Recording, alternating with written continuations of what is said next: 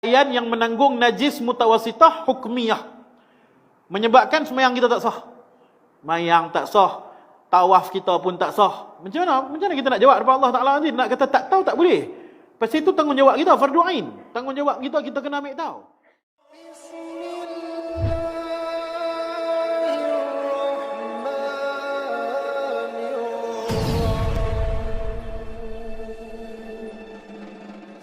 Kalau tuan-tuan perasan, sabun ni ada yang ada cop halai jakim.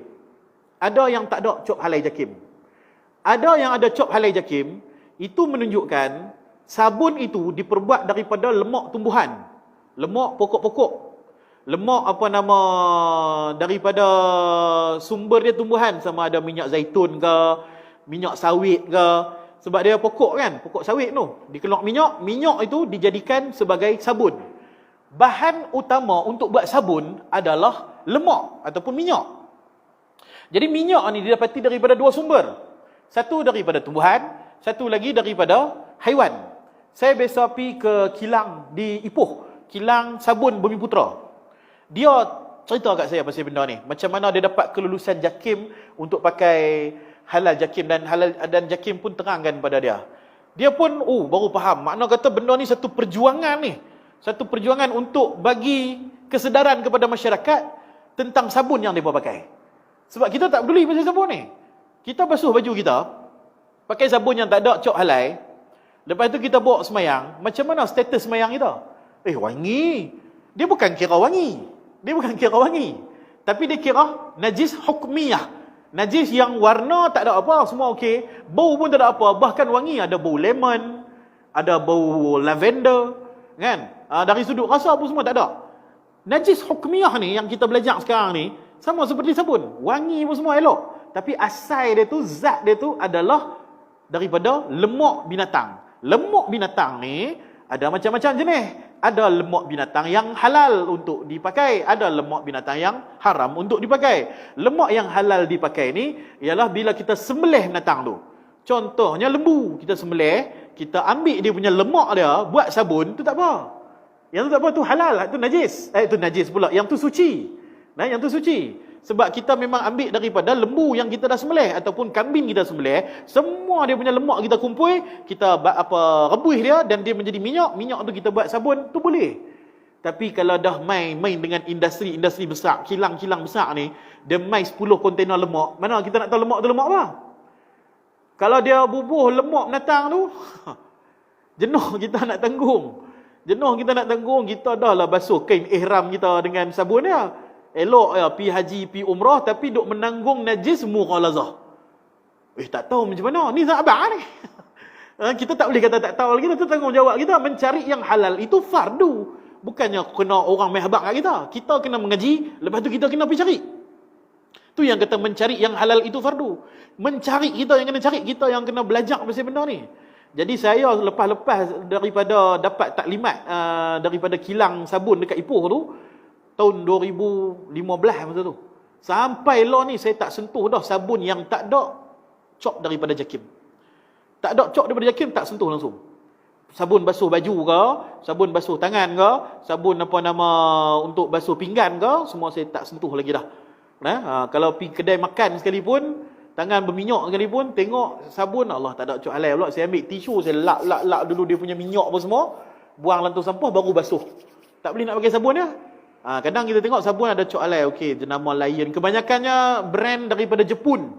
Depa buat yang halal punya ni. Banyak jenama apa, top lah apalah dekat rumah saya duk pakai tu. Lepas tu lah ni pun banyak dah orang-orang Islam duk jual sabun ni. Yang apa, adalah macam-macam jenama ada, dozi lah apalah. Ni tu tuan-tuan carilah dekat online pun semua ramai orang-orang kita duk jual. Boleh support mereka sama. Pasal mereka ni akan buat sabun menggunakan lemak yang dihalalkan dalam agama. Biasanya dia akan pakai lemak daripada tumbuh-tumbuhan. Sebab lemak haiwan sangat mahal. Kecuali lemak binatang yang tu lah, yang haram tu. Jadi kita tak maulah kita ni duk mai semayang, duk pi haji, duk pi umrah. Tapi sabun nak kita pakai sabun yang najis, yang menyebabkan bila terkena pada pakaian kita dihukum sebagai mutawasitah hukmiyah. Dihukum sebagai pakaian yang menanggung najis mutawasitah hukmiyah, menyebabkan sembahyang kita tak sah.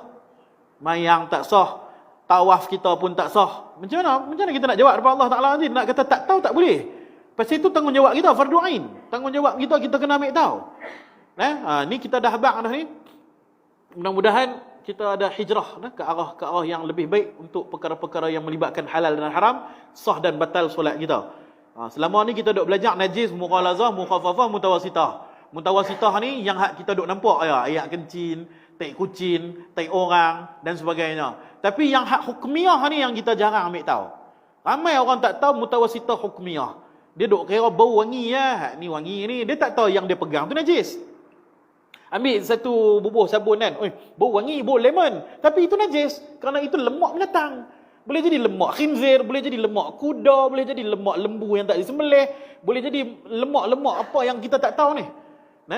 Jangankan sabun, yang kes hari tu pun banyak daging-daging yang tak halal masuk, daging-daging daripada luar, daging kangaroo lah apalah kan. Orang duk makan sup ekor kan, orang duk makan sup ekor, rupanya ekor kangaroo. Patutlah besar-besar. Mana ada lembu ekor besar macam tu. Kita duk makan di kedai tom yang besar-besar kan lembu dia tu kan. Dia punya ekor dia tu besar sangat ni kan. Rupa-rupanya ekor kangaroo. Kan, jadi lagu mana? Macam mana dia sembelih kangaroo tu? Kan, pasal kangaroo ni sangat banyak di Australia sana, dia binatang yang sangat banyak. Jadi ada sindiket-sindiket yang pergi colek kangaroo ni semua, rasa pun lebih kurang macam lembu ya. Dia potong ekor tu, potong-potong katam-katam, dia frozen, dia hantar mai kat kita pun buat sup. Tu dari sudut makan tu. Dari sudut makan pun kita tak boleh nak kawal, kerajaan pun tak boleh nak kawal, apatah lagi lah sabun-sabun ni pun semua. Jadi kita ada kemudahan halal jakim ni kita manfaatkan. Pastikan semua benda ada halal daripada jakim.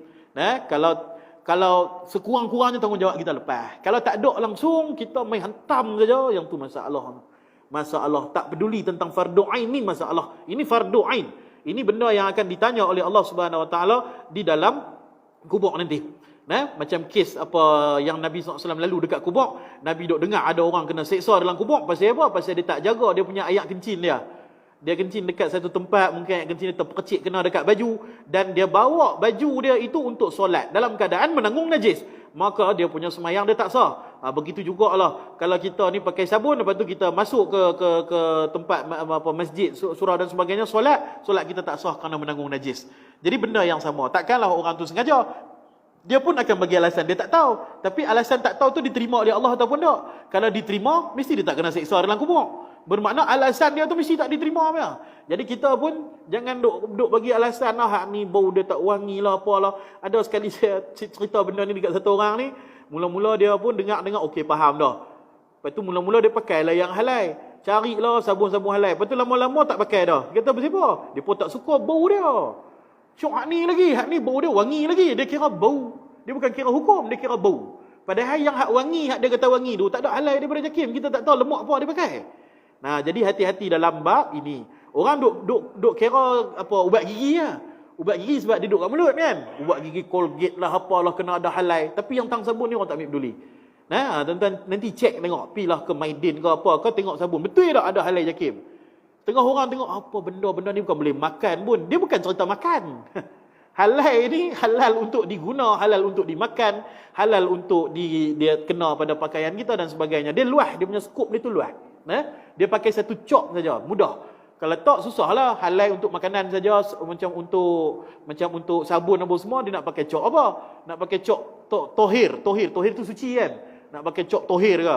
Yang boleh juga, tapi sekali orang jadi keliru pula. Maka jakim ni dia pakai satu cok untuk semua. Sabun pun pakai halal jakim, yang makanan-makanan pun pakai halal jakim juga. Jadi kita bakak-bakak beringat benda ni fardu ain.